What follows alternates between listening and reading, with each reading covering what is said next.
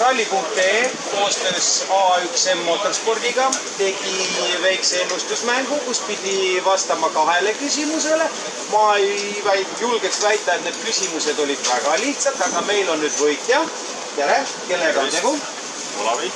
Ja nüüd A1M Motorspordi sõitjad Allan Popov, tere. Ja Aleksei Krylov, olge nii head, andke võitjal tema auhind üle. Palju õnne.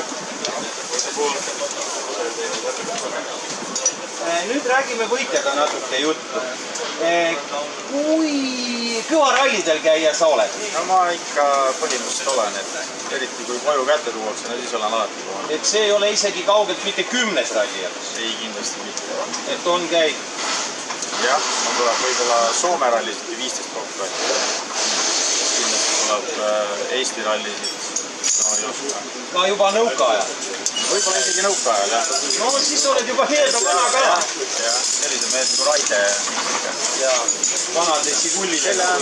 Füüsik on see, et seda välja ei saa. Pigem süve. Jah, see on täitsa... Võteta arsti juurde ka minna, seda lihtsalt ei saa välja. Aga samas jälle, mida rohkem on fänneraja ääres, seda parem on ka võidusõitjatel. Ega nendel on ka igav sõita lihtsalt kuude vahel üksinda. On mul õigus alla? Ma ei jää, kas panevad mind tähele. Профи в этом, что чем больше зрителей у трассы, тем ездить вам, как спортсменам, тоже интереснее. То есть с этим согласны. Ja siis nüüd tuleb siit selline küsimus, kas see on sul esimene selline mäng mängida? Jaa, selles mõttes. Et esimene ja kohe tabab? Esimene võit ka, jah. Et tuleb jätkata ilmselt. No tundub, et õnnelik käsi. Jah.